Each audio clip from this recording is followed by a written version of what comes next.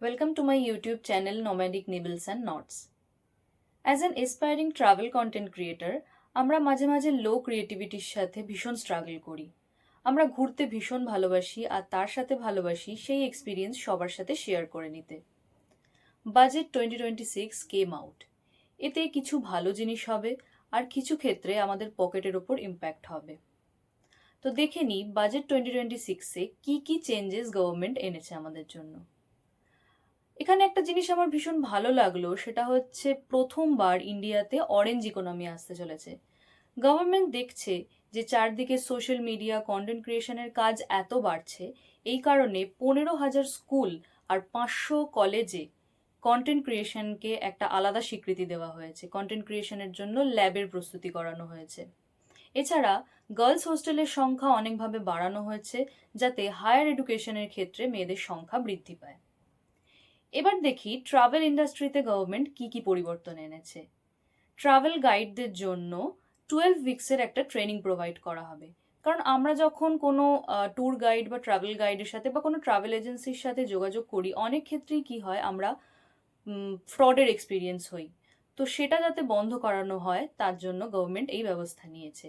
এছাড়া যখন ফরেন থেকে ইন্ডিয়াতে ট্যুর করতে আসছে, তো তারা যদি কোনোভাবে ফ্রডের শিকার হয়, তো সেক্ষেত্রে আমাদের দেশের ওপরেই তো একটা খারাপ ইমপ্রেশন পড়ছে। তো সেটা যাতে এবার থেকে না হয়, সেই জন্য গভর্নমেন্ট অনেক নতুন নতুন রুলস বের করেছে এবং অনেক নতুন ব্যবস্থা করেছে। ফরেন ঘুরতে যাওয়ার সময় আমরা যে ফরেন ট্যুর প্যাকেজ কিনি, তাতে গভর্নমেন্ট টিসিএস নামক একটা চার্জ বসায়। এইটার ক্ষেত্রে গভর্নমেন্ট একটা ট্র্যাক রেকর্ড রাখতে পারে যে বাইরে গিয়ে কে কতটা খরচা করছে। তো সেই রেটটা 5% থেকে কমিয়ে 2% করা হয়েছে।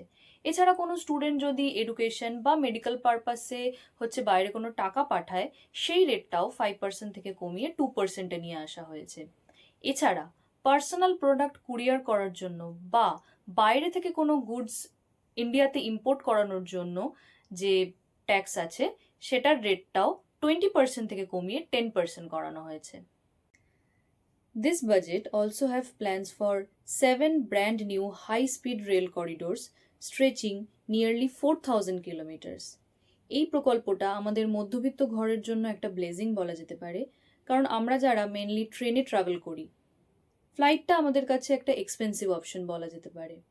তো এই প্রকল্পটাতে আমরা কয়েকটা কানেক্টিভিটি দেখতে পেয়েছি। সেটা হচ্ছে বারাণসী শিলিগুড়ি, দিল্লি বারাণসী, মুম্বাই পুনে, পুনে হায়দ্রাবাদ, হায়দ্রাবাদ চেন্নাই, হায়দ্রাবাদ ব্যাঙ্গালোর আর চেন্নাই ব্যাঙ্গালোর। ইন্ডিয়াতে গভর্নমেন্ট মেডিকেল ট্যুরিজম নিয়ে এসেছে। এটা একটা ইনিশিয়েটিভ যেখানে টায়ার 2 আর টায়ার 3 সিটিসগুলোর ক্ষেত্রে হেলথ কেয়ারে আপগ্রেডেশন আনানো হবে। একটা রোবাস্ট কেয়ার ইকোসিস্টেম তৈরি করা হয়েছে, যেখানে জিরিয়াটিক কেয়ার, রিহ্যাবিলিটেশন এবং পোস্ট ট্রিটমেন্ট সাপোর্ট প্রোভাইড করা হবে।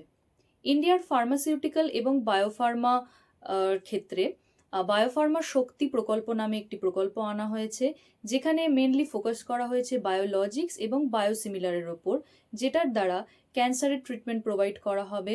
এছাড়া অন্যান্য ক্রনিক ডিজিজ ও অটো ইমিউন ডিসঅর্ডারের ক্ষেত্রেও অনেক রকম ব্যবস্থা প্রোভাইড করা হবে, যেটার ক্ষেত্রে শুধুমাত্র ইন্ডিয়ানরা নয়, ফরেন থেকেও পেশেন্টরা এসে যাতে ইন্ডিয়াতে ভালো ট্রিটমেন্ট নিতে পারে। একটা জিনিস দেখে আমার খুব খারাপ লাগলো, সেটা হচ্ছে গোল্ড বন্ডের ক্ষেত্রে কয়েক বছর আগে সরকার একটা রুল করেছিল যে গোল্ড বন্ড যখন আরবিআই থেকে আমরা রিডিম করার জন্য ক্লেম করব, তখন তার উপর কোনো ক্যাপিটাল গেইন চার্জ করা হবে না। সে তুমি সেই গোল্ড বন্ডটা আরবিআই থেকেই কেনো বা অন্য কোনো সেকেন্ডারি মার্কেট থেকে। কিন্তু এখন রুল হলো যে শুধুমাত্র তারাই এই সুবিধাটা পাবে যারা আরবিআই থেকে ওই বন্ডটা কিনবে এবং আরবিআইতেই রিডিম করানোর জন্য পাঠাবে, তারাই শুধুমাত্র এই সুবিধাটা পাবে। যেহেতু গোল্ডের রেট বেড়েছে, তাই জন্য গভর্নমেন্ট এরকম একটা রুল করেছে। আরও একটা ভালো ইয়েট খারাপ রুল হলো ট্যাক্স টিল 2047। তো এখানে নিয়মটা হচ্ছে, যে সমস্ত বিদেশি কোম্পানিগুলো ইন্ডিয়ার ডেটা সেন্টার সার্ভিসকে ইউজ করে গোটা বিশ্বে ক্লাউড সার্ভিস প্রোভাইড করছে, তারা যে আমাদের ইন্ডিয়াতে বিজনেস করছে, সেটা এবার থেকে তারা ইন্ডিয়ান কাস্টমার্সদের ইন্ডিয়ান রিসেলারের থ্রুই আমাদেরকে সার্ভিস প্রোভাইড করবে। কিন্তু যে লসটা হলো, সেটা হচ্ছে তারা যে ইন্ডিয়াতে এসে বিজনেস করছে, তার দরুন যে ট্যাক্স ক্লেম হয়, সেই ট্যাক্সটা আমরা আর পাবো না। এই বাজেট 2026-এর আরেকটা ভালো প্রকল্প হলো ইন্ডিয়ান সেমিকন্ডাক্টর মিশন। ISM 2.0-তে যেটা বলা হয়েছে সেটা হলো ডিজাইনিং এবং ম্যানুফ্যাকচারিং অফ সেমিকন্ডাক্টর প্রোডাক্টসের ওপর ভীষণভাবে জোর দেওয়া হয়েছে। সুতরাং এবার থেকে সেমিকন্ডাক্টর প্রোডাকশানে যে সমস্ত মেটেরিয়াল দরকার পড়ে সেই সমস্ত মেটেরিয়ালের ডিজাইন এবং ম্যানুফ্যাকচারের ওপর জোর দেওয়া হয়েছে। এছাড়া ইম্পোর্টের ক্ষেত্রে অনেকখানি ডিপেন্ডেন্সি কমে যাচ্ছে। সুতরাং ইন্ডিয়া ইনহাউস হলে গাড়ি হোক বা গ্যাজেট সেগুলো অ্যাফোর্ডেবল হয়ে উঠবে। স্মল আর মিডিয়াম স্টার্টআপস এবং ফ্যাক্টরিদের জন্য 10,000 কোটি টাকার এসএমই ফান্ড গ্রোথ ইন্ট্রোডিউস করানো হয়েছে। এছাড়া এক্সিস্টিং সেলস রিলায়েন্ট ইন্ডিয়ার ক্ষেত্রে 2,000 কোটি টাকার টপ আপ দেওয়া হয়েছে। ছোট বিজনেসম্যানদের ক্ষেত্রে যে প্রবলেমটা হয় সেটা হচ্ছে যে তারা যখন কোনো বিজনেস শুরু করে এবং নেক্সট তারা যদি কোনো বড় ডিল করে সেক্ষেত্রে তারা এত লেটে পেমেন্ট পায় যে তাদের সেই লাভটা কনসিডার করা হয় না। তো এই ক্ষেত্রে গভর্নমেন্ট একটা ট্রেডস প্ল্যাটফর্মের ব্যবস্থা করেছিল। সেই প্ল্যাটফর্মটাতে বলা হয়েছিল যে বিজনেসম্যানরা যখন বিজনেস করবে তখন তারা সেটাতেই হচ্ছে কাজ করে ইনভয়েস সাবমিট করবে এবং সেখানে তারা ডিসকাউন্টিংয়ের ব্যবস্থাও করতে পারবে। ছোট টায়ার 2 এবং টায়ার 3 সিটিসগুলোতে চার্টার্ড অ্যাকাউন্টেন্ট বা বিজনেস কমপ্লায়েন্স পার্সন এতটাই কম যে তাদের জন্য গভর্নমেন্ট একটা নতুন রুল নিয়ে এসছে, which is named as corporate Mitra. এখানে বলা হয়েছে যে বিজনেস পার্সনরা যাতে খুব কম খরচে তাদের বিজনেস কমপ্লায়েন্স চালাতে পারে এবং কর্পোরেটদের ক্ষেত্রে দি ম্যাট মানে মিনিমাল অল্টারনেটিভ ট্যাক্সটাকে 15% থেকে 14%-এ নিয়ে আসা হয়েছে, যাতে বিজনেসের ক্ষেত্রে সবার খুব সুবিধা হয় এবং এটাকেই ফাইনাল ট্যাক্স হিসেবে গণ্য করা হবে ফ্রম 1st এপ্রিল 2026। আমি জানি আপনারা ভাবছেন যে ট্রাভেলের চ্যানেলে হঠাৎ করে বাজেটের ডিসকাশন কেন, কিন্তু আমার এই ইনফরমেশনগুলো শেয়ার করার উদ্দেশ্য হলো অ্যাওয়ারনেস। আমরা সকলেই ট্যাক্স পে করি, কিন্তু জানি না আমাদের ট্যাক্সের টাকাগুলো কোন খাতে কোথায় খরচা হচ্ছে। আমরা যদি বাজেট 2026টা ভালোভাবে জেনে নিই তাহলে আমরা বুঝতে পারবো যে আগামী বছরে কোন কোন প্রকল্পগুলো বাস্তবায়িত হয়েছে আর কোনগুলো হয়নি।